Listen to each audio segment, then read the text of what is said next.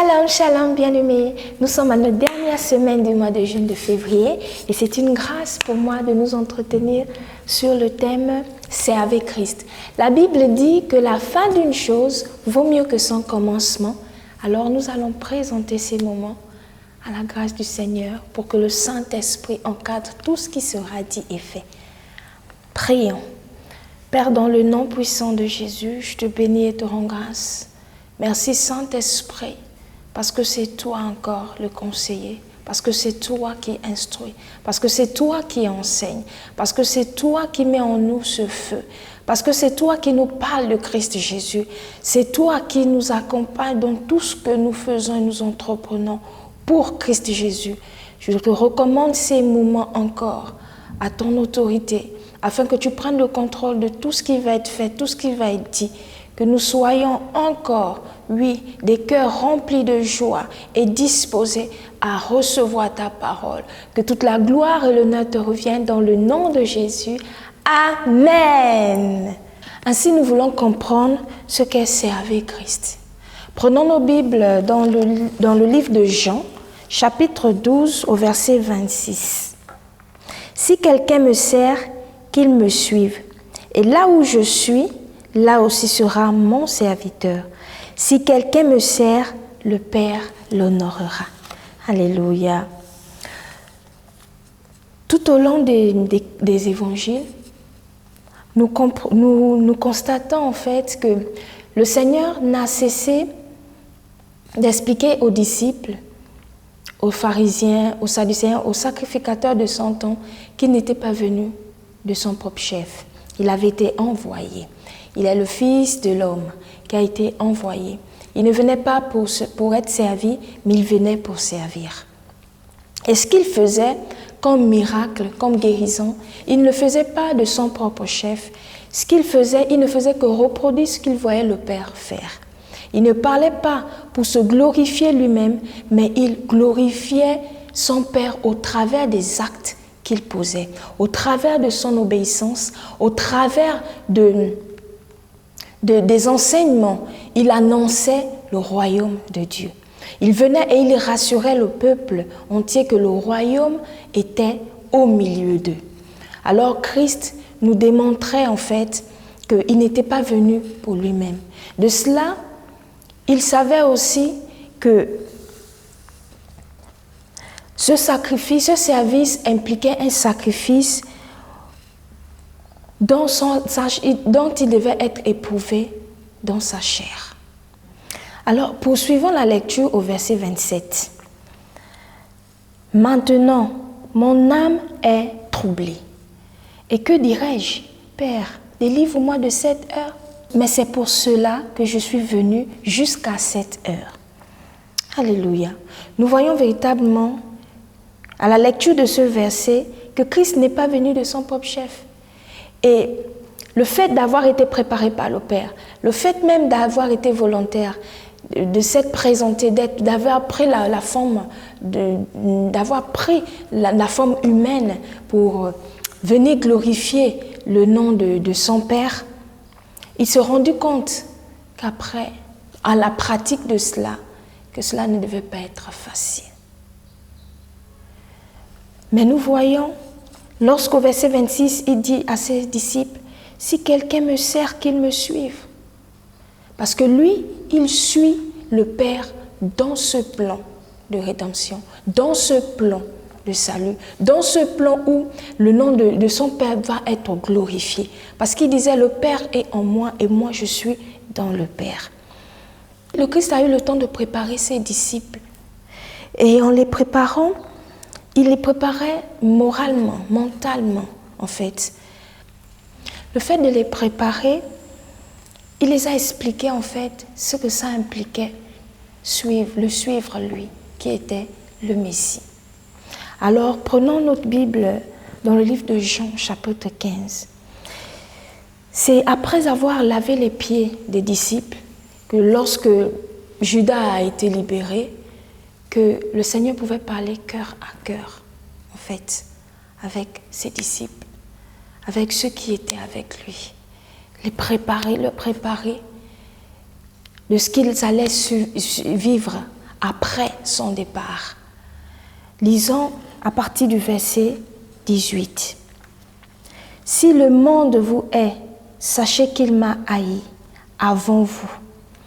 Si vous étiez du monde, le monde aimerait ce qui est à lui. Mais parce que vous n'êtes pas du monde et que je vous ai choisi du milieu du monde, à cause de cela, le monde vous hait. Souvenez-vous de la parole que je vous ai dite. Le serviteur n'est pas plus grand que son maître. S'ils m'ont persécuté, ils vous persécuteront aussi. S'ils ont gardé ma parole, ils garderont aussi la vôtre. » Verset 21. « Mais ils vous feront toutes ces choses à cause de mon nom, parce qu'ils ne connaissent pas celui qui m'a envoyé. » Alléluia. Le Seigneur, en fait, pour les fortifier, ne cessait de leur dire, « Aimez-vous les uns les autres, comme je vous ai aimés. » Il a répété cela. En fait, leur force devait être dans l'unité. En étant toujours ensemble, soudés, en s'aimant mutuellement, en étant toujours ensemble, ils allaient parvenir à surmonter ce qui les attendait devant. Au chapitre 16, du verset 1 à 4, Jésus dit « Je vous ai dit ces choses afin qu'elles ne soient pas pour vous une occasion de chute. Ils vous excluront des synagogues, et même l'heure vient où quiconque vous fera mourir croira rendre un culte à Dieu. Et ils agiront ainsi parce qu'ils n'ont connu ni le Père ni moi. Je vous ai dit ces choses afin que lorsque l'heure sera venue, vous vous souveniez que je vous les ai dites. Je ne vous ai pas parlé dès le commencement parce que j'étais avec vous. » Le verset 20 dit, « En vérité, je vous le dis, vous pleurerez et vous vous lamenterez et le monde se réjouira. Vous serez dans la tristesse, mais votre tristesse se changera en joie. La femme, lorsqu'elle enfante, éprouve de la tristesse parce que son heure est venue. Mais lorsqu'elle a donné le jour à l'enfant, elle ne se souvient plus de la souffrance à cause de la joie qu'elle a de ce qu'un homme est né dans le monde. » Alléluia.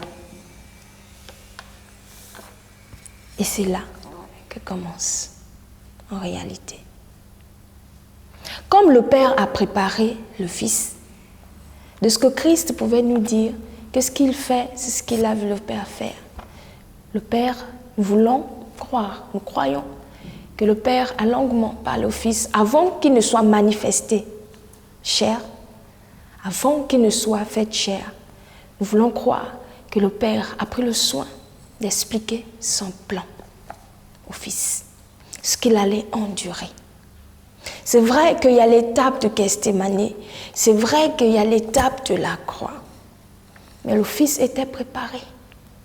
C'est vrai que lors de la pratique, l'on peut recevoir une information, on peut recevoir un cours, mais lors de l'épreuve, lorsqu'on étudie, il n'y a pas souvent le stress. Mais le stress arrive lorsque nous sommes en pleine épreuve, en pleine pratique. C'est là où parfois même en classe pour des étudiants, ils peuvent manifester le stress de plusieurs formes, sous plusieurs formes. Et c'est ce que Christ pouvait ressentir lorsqu'il voyait l'heure arriver. Il a dit, mais c'est pour ça en fait que je suis là, c'est pour cette heure. Et de la même manière, il a été préparé, il en a fait autant avec les disciples. Il a eu le temps de préparer les disciples et d'expliquer. C'est vrai, l'on se moquera de vous. Ils m'ont haï, ils vous haïront aussi. Le serviteur n'est pas plus grand que le maître. Ils m'ont chassé de la synagogue, ils vous chasseront aussi. Ils ont cherché querelle avec moi, ils vous chercheront aussi. C'est vrai, vous vous lamenterez, vous pleurez, mais il les rassure. vous dire que la joie que vous allez ressentir après ne sera pas comparable aux pleurs, ne sera pas comparable à ces lamentations. Et l'on voit dans le livre des Actes, les disciples, vu qu'ils étaient déjà prêts, préparés. C'est vrai que lorsque l'on a sacrifié le Christ, pendant une phase, Pierre est reparti à la pêche, le Christ est revenu, il les a fortifiés, il a rappelé Pierre ce qu'il avait enseigné. Si tu m'aimes, paie mes brebis, m'aimes-tu? Pour reprendre le courage. Et lorsqu'ils ont compris cela, c'est à ce niveau-là que se situe mon exhortation, mon interpellation. Parce que là, après, on a vu un feu. Et c'est ce feu-là. C'est ce feu-là. C'est ce feu-là qui embrase que nous cherchons. C'est ce feu-là que nous voulons voir. Et nous avons vu qu'à la chambre haute, lorsqu'ils ont été baptisés du Saint-Esprit et qu'ils sont sortis avec la force, avec le zèle, ils étaient maintenant remplis de courage et d'audace. Cette audace, et lorsque ils sont sortis et Pierre et les autres ont commencé à annoncer l'évangile, à parler de Christ, mais en fait ils témoignaient, ils n'expliquaient pas Christ, ils témoignaient de ce qu'ils avaient vécu. Ils rendaient vivant Christ.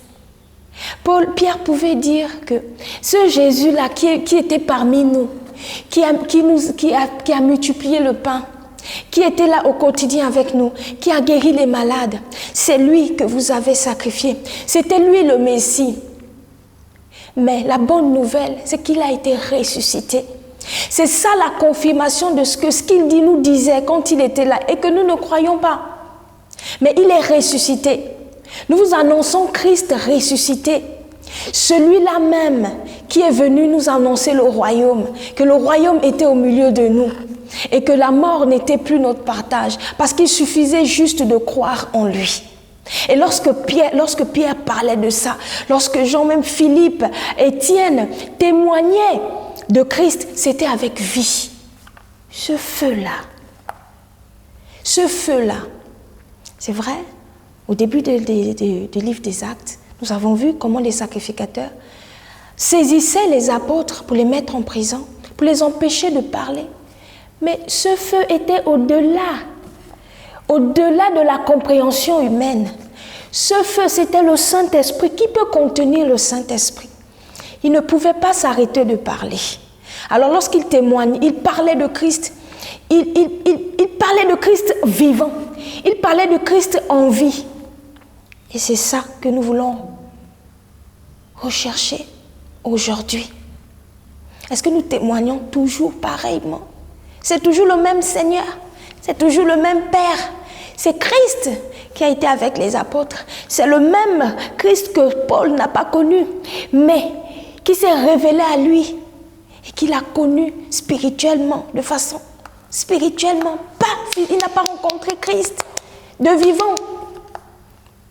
Mais la révélation qu'il a eue de Christ parce qu'il l'a rencontré.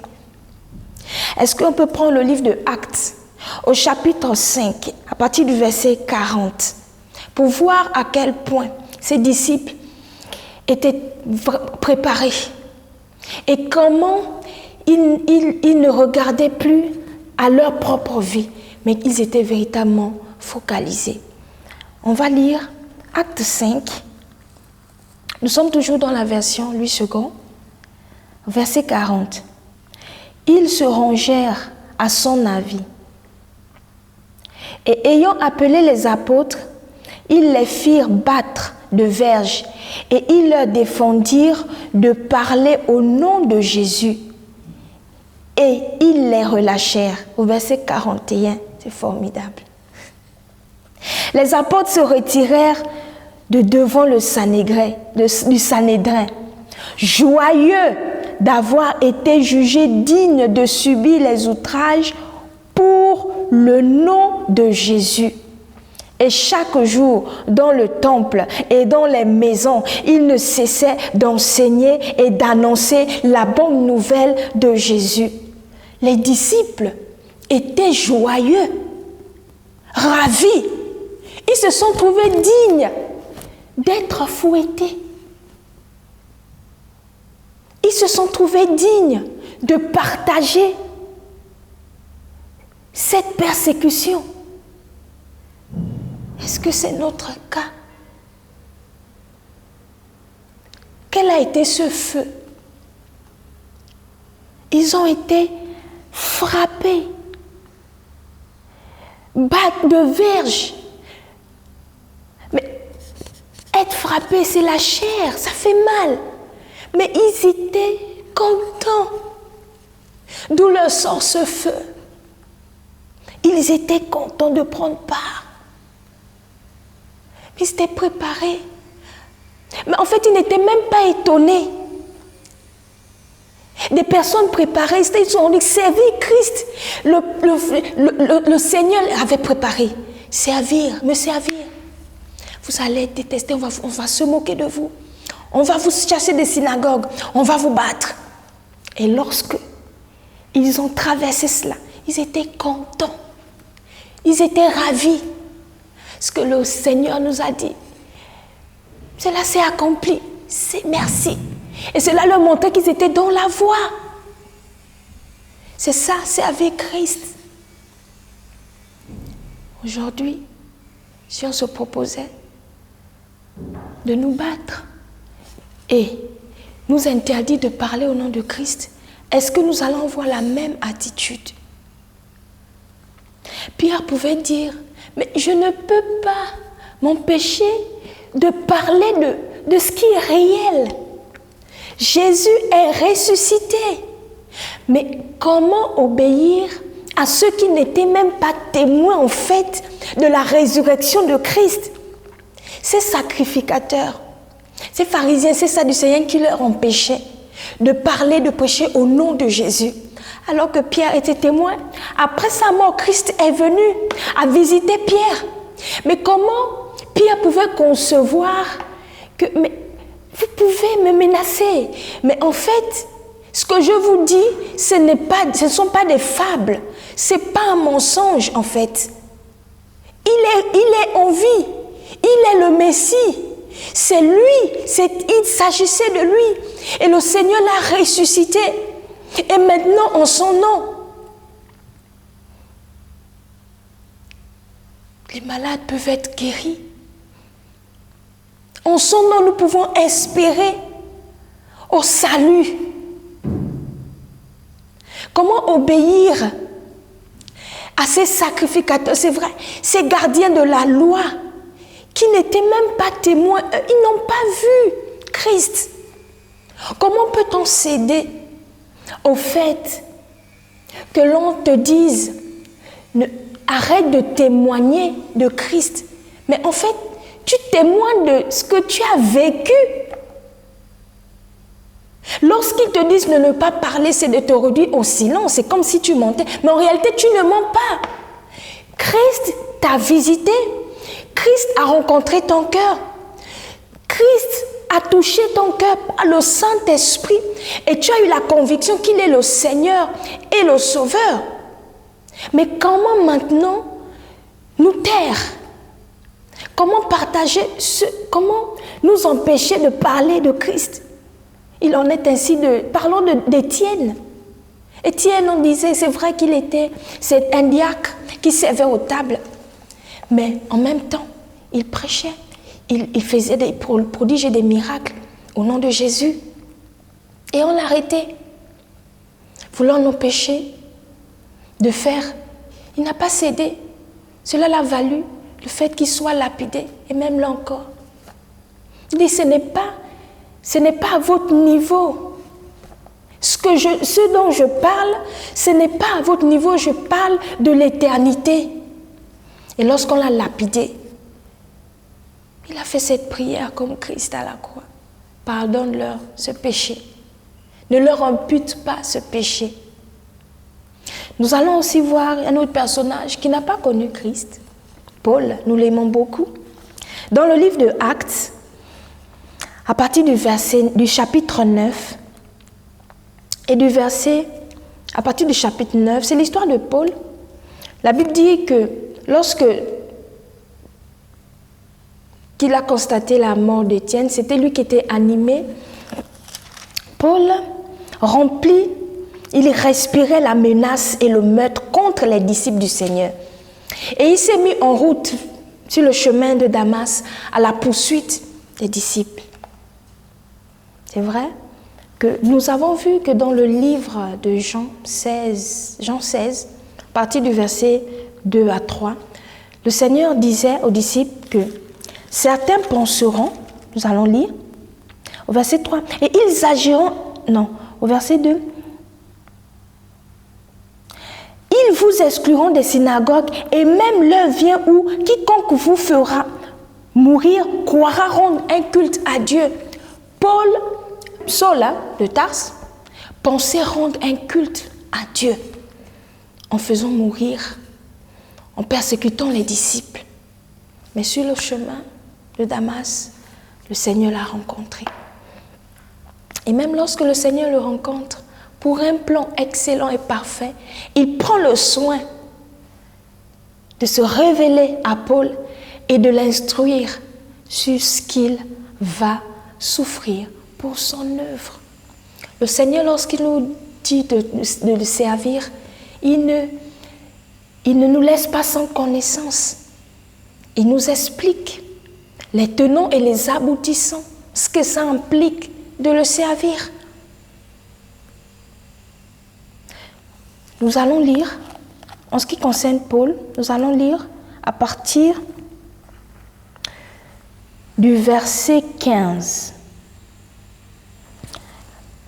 À partir du verset 15, il est écrit, « Mais le Seigneur lui dit, c'est le Seigneur qui parle à Ananias, « Car cet homme est un instrument que j'ai choisi pour porter mon nom devant les nations, devant les rois et devant les fils d'Israël. Et je lui montrerai tout ce qu'il doit souffrir pour mon nom. » C'est le Seigneur qui réconforte Ananias lorsqu'il a peur. Il dit, mais ce monsieur, c'est ce monsieur même qui a l'autorisation de nous persécuter. Il nous recherche pour en finir avec nous. Et le Seigneur dit, non, c'est un instrument que j'ai choisi. Et je veux l'instruire, je veux l'enseigner, je veux lui dire. Je lui montrerai ce qu'il doit souffrir pour moi.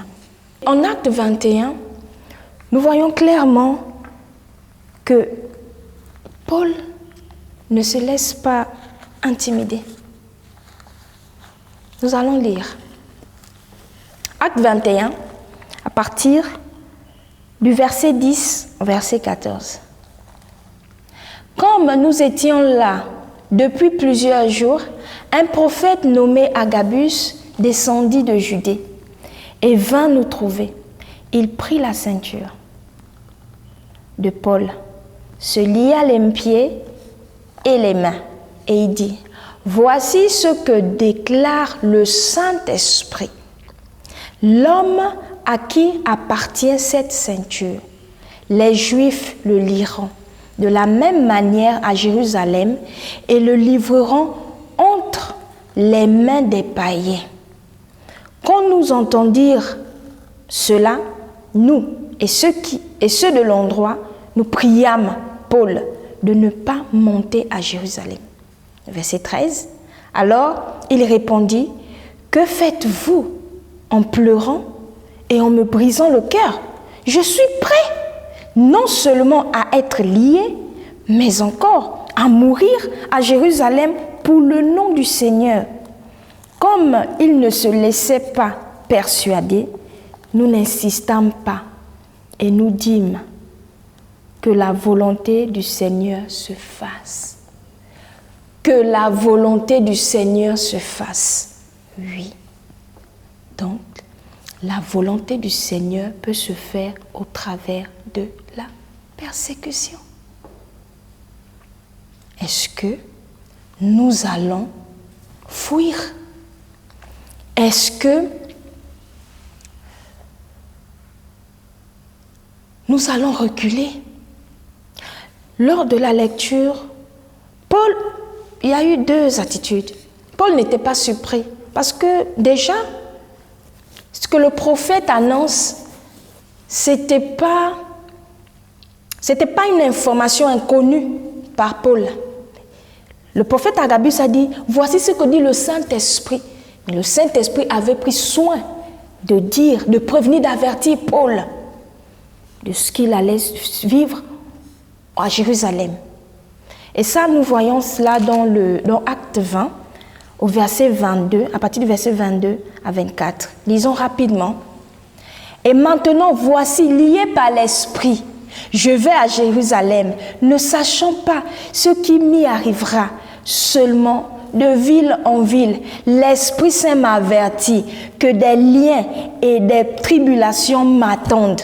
Mais je ne fais pour moi-même aucun cas de ma vie comme si elle m'était précieuse, pourvu que j'accomplisse ma course avec joie et le ministère que j'ai reçu du Seigneur Jésus d'annoncer la bonne nouvelle de la grâce de Dieu. Oui, Agabus a confirmé une prophétie.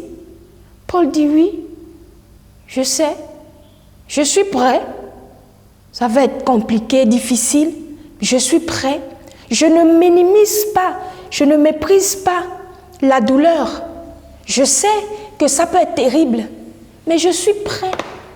Il m'a averti et c'est de façon volontaire que j'ai accepté. Il m'a dit que je serais lié. C'est vrai que je ne sais pas ce qui m'attend, mais il a dit des liens. Des liens, oui, c'est de façon générale, mais comment ça va se faire? Ça, je ne cherche pas. Tout ce que je sais, c'est qu'il s'agit de persécution. Si ça, en utilisant le marteau, la machette, le fouet, tout cela, c'est persécution. Et nous voyons ceux qui aimaient Paul le dissuader. N'y va pas. Reste encore là. Prêche, enseigne-nous les mystères. Enseigne-nous. Mais la mission de Paul n'était pas ça. Il devait aller de lieu en lieu, témoigner le Christ, mais en traversant la persécution. David pouvait dire, quand je marche dans la vallée de l'ombre de la mort, je ne crains aucun mal, car tu es avec moi. Ta houlette et ton bâton me rassurent. Oui, Paul était rassuré parce que le Saint-Esprit était toujours avec lui. Sa chair pouvait être frappée, mais il se réjouissait plus des avantages spirituels qu'il expérimentait que de prêter attention sur sa vie. Il a dit, il ne prête en aucun cas sur sa vie comme si elle appartenait. Il était consacré. La consécration, là de Paul, ce n'est pas un programme. Ce n'est pas quelque chose d'un temps. C'est un engagement volontaire, une décision. Et cela implique ce que nous disons bien dans Deutéronome, chapitre 6 au verset 5. Tu aimeras l'Éternel ton Dieu de tout ton cœur, de toute ton âme et de toute ta force. De tout son cœur, de toute son âme et de toute sa force. La question nous est posée. N'est-ce pas le même Dieu? N'est-ce pas le même Jésus? Comment comprenons-nous être au service d'un Dieu puissant et vivant? Pouvons-nous affirmer, comme les apôtres, que nous sommes préparés à l'épreuve? Ou dès qu'elle se présente, nous nous mettons en retrait, nous évitons même. Pas que nous allons à la rencontre, pas que nous cherchons cela. Mais le Seigneur a dit, ils vous haïront. S'ils m'ont haï, ils vous haïront.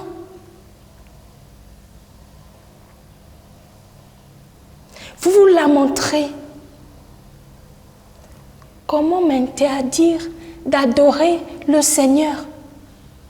Daniel n'a pas accepté. Lorsque l'on a dit plus de prière, il a encore redoublé.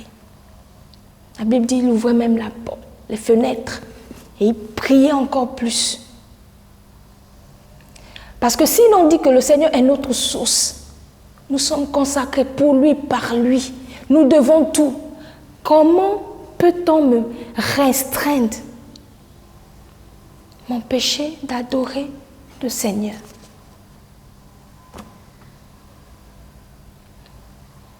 Comment est-ce que j'ai compris en fait que je suis au service du Seigneur? Comment est-ce que j'ai compris cela? Comment est-ce que j'ai été préparée? Ai-je été préparée à vivre ces temps? Ai-je été préparée comme des apôtres à dire je suis prêt? Je suis prêt? Ou je vais dire encore, Seigneur, attends, je viens de me marier. Seigneur, attends, je vais d'abord enterrer mon père. Seigneur, attends, je ne me suis pas encore mariée. Seigneur, attends, je n'ai pas encore fini, je viens à peine de commencer. Seigneur, attends. Comment est-ce que l'on a été préparé? Comment est-ce que moi, je me suis préparée? Moi, pasteur Lorna, comment est-ce que je me suis préparée? Je veux comme Paul. Dans une émission, il y a un homme qui a dit, Christ ne se témoigne pas, se vit. Je veux être en même de vivre Christ. Paul, Pierre, les apôtres, d'abord, ils n'étaient même pas instruits. Ils ne venaient pas avec des théories. Ils ne connaissaient pas, ils ne pouvaient pas se dire auprès des sacrificateurs et des pharisiens et des sadducéens que nous connaissons la loi. Mais ils venaient simplement avec la foi en Christ. C'était juste Christ. Le Seigneur leur a dit, allez et faites des nations des disciples, imposez les mains, baptisez-les au nom du Père, du Fils, et imposez les mains aux malades. Le Saint-Esprit confirmera toutes les paroles. Voici les signes et les prodiges qui vous accompagneront. Ils ont juste obéi. Et c'est à cause de ces signes et ces prodiges qu'ils ont été combattus.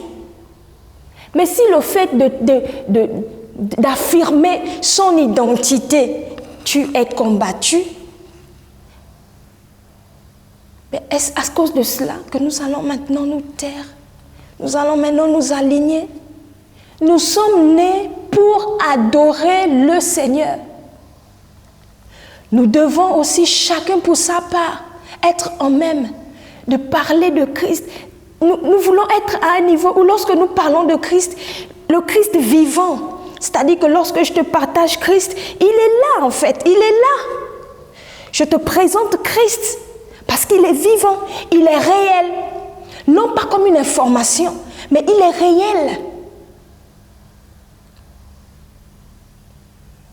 La parole de Dieu dit dans le livre de Jean 13, verset 20 par là, que celui qui reçoit, celui que j'ai envoyé me reçoit.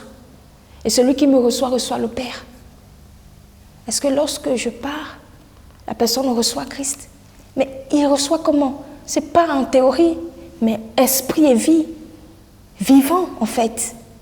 Et à lui d'expérimenter. Chacun pour notre part devons expérimenter. Nous ne devons pas juste prendre cela comme une information. Christ n'est pas une information, non, n'est pas une anecdote. Christ se vit. Et je dois être même de te communiquer la vie. Lorsque nous racontons une scène, un film d'action, même les acteurs, il nous est déjà amené de regarder un film d'action et on réagit même. Rien que, même le foot. Parfois, on réagit, nous sommes à l'intérieur, en fait, lorsque la personne partage la joie, lorsque la personne est dans une action. En étant spectateur, nous voulons même intervenir. En fait, cela doit être pareil pour Christ. Nous devons parler de Christ, non pas comme une information anecdote, mais il est réel. Ce feu, nous avons besoin de ce feu. Ce feu qu'ils ont reçu et qui a fait, Paul le dit à Timothée, Ce n'est pas un esprit de timidité et de peur, mais de puissance. De puissance. Parce que la parole de Dieu est comme une épée qui sépare âme et esprit, moelle et jointure. Forcément, ça doit avoir un impact sur notre être dans le cœur. Le simple fait de dire Jésus peut avoir un impact dans le cœur. Lorsque je viens et je dis Jésus t'aime, c'est-à-dire le fait que cette personne voit Jésus dans mes yeux briller et rendre réel que Christ est vrai, la personne doit recevoir cela. Elle doit croire. Mais aujourd'hui, lorsque nous parlons, nous ne sommes même pas convaincus en fait. Où est ce feu? Que notre intelligence soit changée, renouvelée. Nous sommes dans les temps de la fin. Nous devons plus nous accrocher au Seigneur. Le diable ne dort pas. L'ennemi ne dort pas. L'accusateur des frères ne dort pas. Lorsqu'il accuse, il accuse bien. Lorsqu'il combat, il le fait bien. Pourquoi nous sommes en retrait? Soyons comme les disciples. Que le Seigneur nous aide. Recherchons à être renouvelés. Renouvelons l'intelligence, notre compréhension. Si nous sommes rentrés dans cette identité sans vraiment être préparés, sans comprendre les tenants et les aboutissants de ce que c'est servir Christ, mais c'est en vain que nous le faisons. Nous ne voulons plus nous défiler. Nous ne voulons pas avoir peur. Parce que nous défendons ce qui est vrai. Nous défendons ce qui est réel. Nous défendons ce qui est juste. Nous défendons ce qui est éternel. Et lorsque nous défendons ce qui est éternel, mais elle doit prévaloir sur ce qui est temporaire, en fait. Comment peut-on m'interdire de rendre un culte au Seigneur? C'est pas possible. Le peuple d'Israël en Égypte, ils étaient oppressés par l'esclavage. Ce nouveau pharaon qui n'avait pas connu Joseph a commencé à oppresser parce qu'il avait peur que, voyons, ce peuple en train de s'étendre, mais assujettissons-les pour pas qu'ils dominent sur nous. Et donc il y a des stratégies en fait. Lorsque l'ennemi sait, parce que lui il voit, que vous êtes en train de vous multiplier, et il prend peur que si vous êtes nombreux, il va reculer. Donc qu'est-ce qu'il a fait? Au travers de Pharaon, c'était d'assujettir, mettre des restrictions, le mettre dans une condition qui n'était rien, juste des esclaves. Et ce peuple souffrait, ce peuple criait, ce peuple se lamentait. Mais le Seigneur s'est levé et il a entendu les cris que poussait le peuple. Et l'instruction qu'il donne à Moïse de dire à Pharaon, c'est « Laisse aller mon peuple pour qu'il t'adore, pour qu'il m'adore. Pour qu'il m'adore. » On ne peut pas arrêter l'adoration. On ne peut pas arrêter l'adoration. Et il veut négocier. Bon, les hommes, vous les hommes, allez-y, laissez les troupeaux et tout. C'est-à-dire, Moïse n'a pas négocié. Bon, allez-y, et puis prenez juste un peu de ce que vous avez besoin. Vous les hommes, allez-y, et puis après vous revenez. Mais ce n'était pas ça. Il était question de sortir. Parce que même si Moïse acceptait le compromis, parce que les hommes, ça ne devait pas être accompli la volonté de Dieu. C'est le Seigneur, c'est celui qui est adoré, qui donne les règles et les principes, comment il doit être adoré.